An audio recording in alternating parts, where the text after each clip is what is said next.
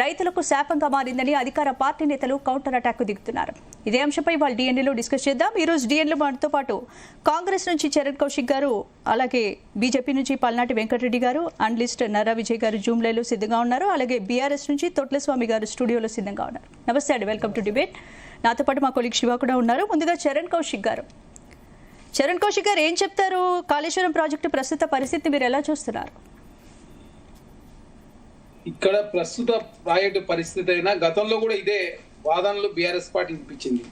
ఇక్కడ ఫ్లో నిల్వ చేస్తే ప్రమాదం డ్యాముకు సంభవిస్తుంది కాబట్టి ఆ ఫ్లోను నిల్వ చేయకుండా కిందికి వచ్చిన వాటర్ వచ్చినట్టుగా వదలాలని చెప్పేసి ఎన్డీఎస్ఏ ఇచ్చినటువంటి రిపోర్ట్ ఆధారంగా ముందుకు పోతా ఉన్నారు.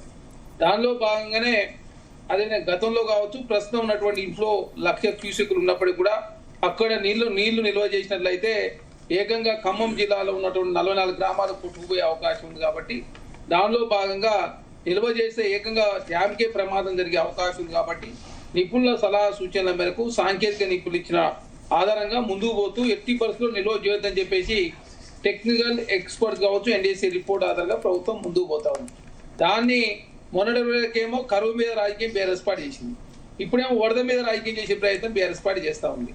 అదే కాకుండా వాళ్ళు కట్టాల్సిన చోట ప్రాజెక్టు కట్టలేదు, నిర్మాణ లోపాలు కావచ్చు, ఆపరేషన్లో లోపాలు కావచ్చు, నాణ్యత ప్రమాణాలు పాటించలేదని చెప్పేసి ఎన్డీఎస్ఏ కేసీ గారు 2019లో ప్రారంభించిన వారం రోజులలోనే అక్కడ బుంగలు వచ్చిన పరిస్థితి, క్రాక్స్ వచ్చిన పరిస్థితి వచ్చిందని చెప్పేసి నిన్ననే చాలా స్పష్టంగా ఇరిగేషన్ శాఖ మంత్రి ఉత్తమ్ కుమార్ రెడ్డి గారు చాలా స్పష్టంగా ప్రకటించిన పరిస్థితి. అంతకుముందు కూడా ఎన్డీఎస్ఏ కేసీ గారి ప్రభుత్వంలోనే ఇక్కడ ఆ ఎన్డీఎస్ఏ రిపోర్ట్ లో కూడా చాలా స్పష్టంగా కేసీ గారు ముఖ్యమంత్రిగా ఉన్నప్పుడే దానికి సంబంధించి మేడిగడ్డలో ఏం జరిగింది చాలా స్పష్టంగా రిపోర్ట్ ఇచ్చిన పరిస్థితి మనం చూస్తాం. దాని తర్వాత ఘోష్ కమిషన్ కావచ్చు, తర్వాత హైకోర్టు పోవచ్చు, ఇవన్నీ రకరకాల రాజకీయాలు బీఆర్ఎస్ పార్టీ చేస్తూనే ఉన్నది. దాదాపు 90,000 కోట్ల రూపాయలు ఖర్చు పెట్టారు ఆ ప్రాజెక్టు మీద. దాదాపు 90,000 కోట్ల రూపాయలు ఖర్చు పెట్టినా కూడా దాంతో ప్రయోజనం లేని పరిస్థితి మనం చూస్తా ఉన్నాం.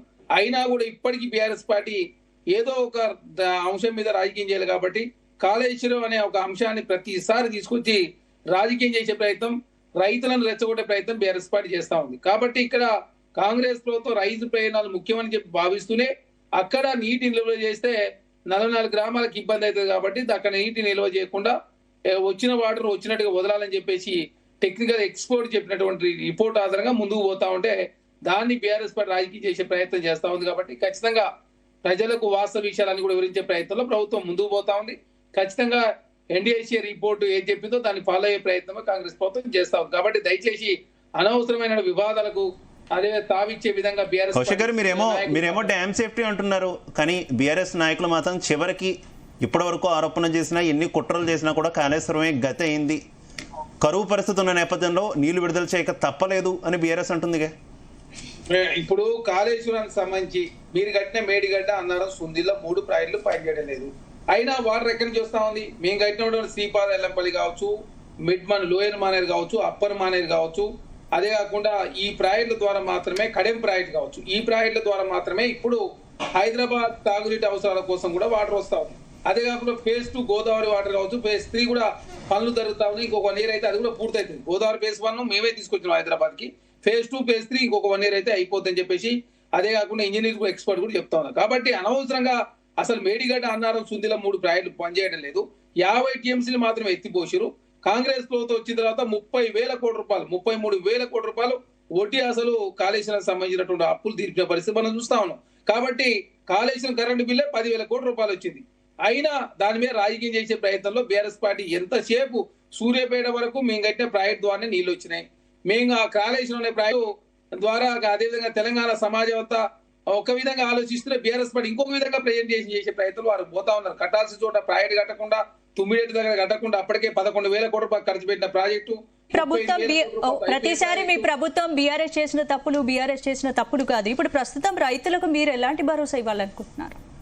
మేడం, రైతుల విషయంలో కాంగ్రెస్ ప్రభుత్వం ఎప్పుడు కూడా రైతు క్షేమాన్ని కోరే ప్రభుత్వం కాంగ్రెస్ ప్రభుత్వం.